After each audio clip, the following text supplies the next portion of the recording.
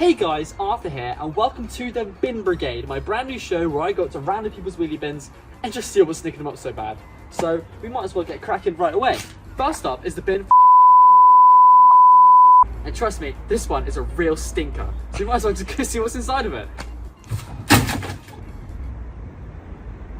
Well, now I just feel quite sick. Bookshelves! They're good for one thing and one thing only. Where else is Jamie Oliver gonna live? Naturally, when you have a bookshelf, the first thing any sane person wants to put on it will be their game collection. Where else is Jamie Oliver gonna live?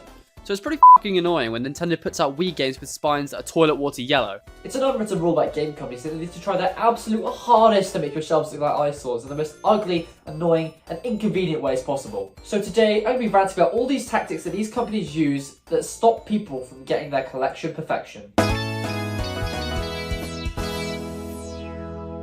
In my time on the internet, I've discovered that you're either a game cartridge in a box kind of guy, or a loose game cartridge kind of guy. And to me, those are the two defining traits in a person. Personally, I have mine loose, but that isn't to say that I hate them in the box. If I could, I'd be filling up my shelves with all the original boxes for NES, SNES, and N64 games. But, annoyingly, they're either disintegrating in my hand or worth more money than my kidney. So if I were to go with the cheaper option there, I don't feel it will actually have any, appeal. Which is such a shame, because some of the original boxes do have incredible art that I'd love to have. No. Now, I have tried to make my own game boxes out of some super strong pieces of card, and I even ran an Etsy shop for a while, but it took too much time to put it together, and a lot of the original scans are also really affected by age, to the point just wasn't worth it anymore. The printer also absolutely loved printing those out. And that is why I have my cartridges lined up, because I just love not being able to tell which game I'm picking up. Apart from the NES, in my collection at least, you simply cannot tell which cartridge is which when they're lined up. I know over in the US, the SNES cartridges had little labels on, like the NES ones, but over here, Nintendo hated corners, so the cartridges are completely different. And what makes it even better is the fact that you can't even really line them up, because the curves just don't allow it. The same issue with the labels also applies to the N64 cartridges as well. So I found that I really cannot win in any situation, and my best port of call is to throw out my collection. Unfortunately, I'm not sane enough to do that, so I'm just going to make do for now. Takes a few tries to find Buster Move 2, but what can you do? One solution that I have seen on Etsy are these boxes similar to the ones used for the Sega Mega Drive, but for the N64, the SNES. Then you can have the box art, actually know what game you're picking up, and the box doesn't disintegrate in your hand. But again, that does mean paying more money, and it's also not an official product, so I can understand if you're against it. Moving on a similar wavelength of jarring, Nintendo also released Game Boy games in cardboard boxes as well, and I'm really glad they did that. Really? No, obviously not! It follows the exact same issues, except in my experience, the Game Boy boxes always look a bit more terrible. I guess that's just because the cartridges were so small, so who would ever want to keep the boxes? So I'm assuming because of that reasoning, people decided to throw them at a wall repeatedly. I have actually got my own solution that was fairly cheap for Game Boy games though, including Game Boy Advance. Once again involving my good friend Etsy. I found a seller who makes DS-style game boxes for Game Boy/Game Boy Advance games. So I bought a few of those, test them out, printed out the front covers of a pretty decent website that does them, and BAM! Nice, good looking and affordable storage. Unfortunately, seeing as I spent all my money on investments, I haven't managed to buy any more. But I definitely plan to because they just work so well. For now though, I just have a mystery pile stacked up next to a few boxes of them, which is a better fate than some of my DS games. For some reason, we never kept DS boxes in the Sloggetti household, so we just had a little plastic tub full of loose cartridges. Which is great, it was efficient back then, but now I kind of hoard and display all my games, so this is kind of an issue with me. What I have started to do is buy reproductions of the old DS cases, so I can slip in some loose leaves online. Or, another option, I just go to my local game store and buy some god-awful games to harvest their boxes, so I can source some of the games that are worth a bit more than dirt. The only problem is, I got kind of attached to Jamie Oliver, so I went out and bought another one, because it was quite cheap to use as a replacement case, and now I'm stuck with 2 copies of Jamie Oliver. Might buy a third. At the moment, I'm storing the rest of my DS games inside a little folder, so they don't contaminate the rest of my collection. I mean, they might be fine. DS games are so small that I feel if you're going to put them out, then you really do need boxes. Otherwise, there is the casual risk of eating them too. I don't like the fire. So basically, to summarize game cartridges, they're quite a pain in the ass to store whilst looking, good. So sooner or later, you will come to a point of acceptance where you realize that all hope is actually lost, and Buster Move 2 will forever be hard to find. Unless you're like Turok 2 and you just want to tick me off. This brings me on to my next issue, which is to do with colour. Luckily, it's only really Nintendo that hates my guts, so I have very few games affected by this issue. But I know out in the world, other games suffer from this disease. My examples are Turok 2, Super Mario Maker for the 3DS, New Super Mario Bros. 2 for the 3DS, New Super Mario Bros. Wii, and Mario and Sonic at the Olympic Games 2012. Each being black, yellow, red, and toilet water, respectively. One could argue that these just make the game stand out more unique from the crowd. But I would also argue that that is the reason that I want to watch your face in. I would give anything to know who and why people thought these made sense or looked good. Like, yay, whoopee, it's Mario on the Wii. Maybe I can understand why they made a big deal for that one, but why these other ones? It confused me when I got them, and it confuses me now. And I just hate them. I just hate them! I guess I could just throw them out. But no, I'm stuck with them, and they stick out like an eyesore in an otherwise consistent looking lineup of games. It's a hard life. On to the next issue I have with game boxes. The actual writing on them. Do game companies not plan these kind of things, like a group chat or something? It happens on pretty much every single console with games on it. No! I don't understand why it happens, or who decides it should happen, and then who and why and how it's even approved. Games love to flip-flop between having capital letters to non-capital letters depending on how they feel on a given day. It's not even dependent on the publisher. Nintendo themselves are one of the most guilty parties in this scenario. Why does Splatoon 1, 2, and 3 have capital letters, but Mario Kart doesn't? What is so exciting about Splatoon that isn't about Mario Kart? As I mentioned, it happens in pretty much all consoles, with the actual very near exemption of the GameCube in my case. I think Tony Hawk just kind of felt pretty chill about the game. Unfortunately though, where the GameCube does fall down a lot is with its inconsistent text to logo ratio. And again, this affects everyone else too. The GameCube boxes have this style where they portray plain text against the textured background. For the most part. It's a little bit bland, but I'll take it if it's consistent. Unfortunately, it's not.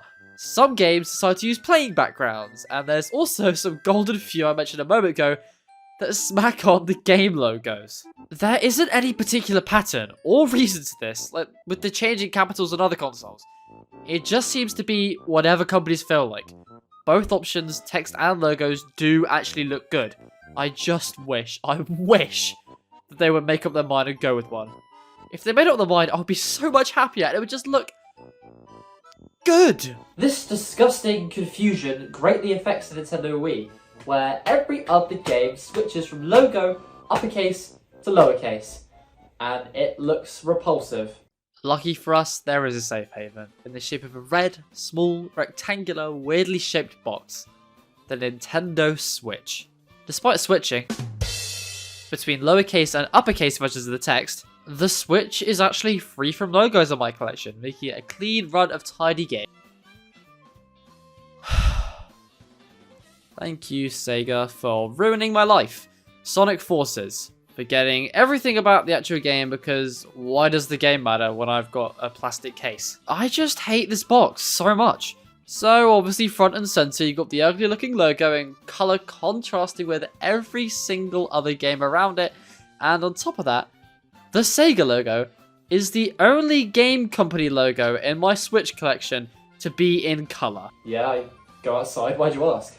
It just ruins my mood every single time I see it, sat alongside a pretty good lineup of Switch boxes. Go home, Activision. Following the trend of ticking me off, Activision put their logo sideways. Someone approved that and it scared me. You might have noticed, we haven't really spoken about the big boys for a while. That's because I only have one Sega Mega Drive game, so I can't really complain about Sega too much. Oh. Let's just get this over with. The Xbox 360, it takes up about 40% of my collection. I can't even lie about that.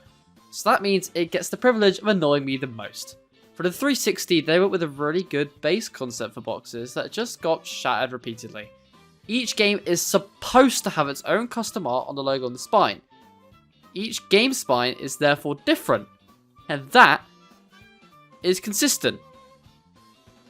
In its own weird little way, except for the fact, once again, we have some companies opting to not give one about their games. I mean, come on, Ubisoft. Look what I managed to do when I was 14. I mean, I can't be the only one who feels like this library would look so much better on the whole if they just had a consistent design that companies followed for everything. Consistency, whether it's different or not different, if that makes sense, is the key here, and I cannot live without consistency. Oh my god, leave me alone! The PlayStation 3. Okay. What the hell happened at Sony? It's a pretty well-known fact now that the PS3's branding went under some changes in its lifetime, and for a pretty good reason, because the first logo is pretty repulsive. But this just really screws things up. Luckily, my PS3 collection is pretty small compared to the rest of my games, but this doesn't stop me from complaining. I have my rights, damn it, Sony! The way it alternates from the black banner to the small red banner, back to the black banner again, really bugs me, and I guess I could separate the two into two different sections, but that just wouldn't be fair. They're both PS3 games. Come on, let's not divide them up like that. Oh, and don't forget how the GTA and LEGO Marvel logos are centered, unlike all of the other games. Luckily, not much else is wrong with them. Player's choice, Nintendo Selects, Platinum Hits, a pain in the ass. Pick your poison, call them what you want. They are a plague to nearly every single console known to man. Nowhere is safe. Unfortunately, more of these are out in the wild because why would anyone want to willingly buy the very own virus? There's just a whole bunch kicking around. I have tried my best, right, to stay away as much as possible, trust me. But a couple have just slipped through the cracks, and when I say slip through the cracks, they don't just slip through, they barge their way in. I just feel like they're so obnoxious, it's so blatantly clear whenever you have the player's choice version of the game. I don't know why they love to stain the spines with it. The PSP and the PS3 are pretty awful offenders, with the PS3 going with a lovely sickly yellow to tell people to stay away from you. The boxes do not fit in with the others at all, but at least they look better than what happened on Sony's handheld at the time. They had no chance. There are two versions of the Platinum Hits on the PSP. Both are pretty repulsive, but the cherry on top is that they really don't match at all. The banners are just different lengths and colours. And the My One for Loco Roco 2 is missing the PlayStation logo from every other box. Why? Good question. Because they're the greedy, money-hungry company, dummy. Look, I understand that I've got nothing wrong with the whole concept of player's choice. And the Game Boy did the concept quite well. I just don't really think it's needed to make people own copies of the games that scream out at everyone that you bought the cheaper copy. I have pride, you know. Of course, I might as well mention it. Who could forget the ugliest game in my collection? The one that started it all. Super Mario Sunshine for GameCube. The Player's Choice Edition. Man, they did this game so dirty for Player's Choice. Yeah, I don't think I'll ever replace it. It's part of my collection now. It was the earliest game I ever remember getting. It's ugly, but it's mine. That just about wraps up my gripes with game boxes. Oh no, pretty short list. Listen, I know I've complained about my collection a lot today, but I'm actually really happy with the way it looks. It's come a long way from where I once started, even with all the ugly looking boxes, variations in colour, the changing sizes and shapes. It all has this sense of cohesion somehow. I'm proud of it, damn it, and I feel that despite all the flaws, I managed to find my very own collection perfection. Okay, but do they really need to make Mario and Sonic fucking yellow?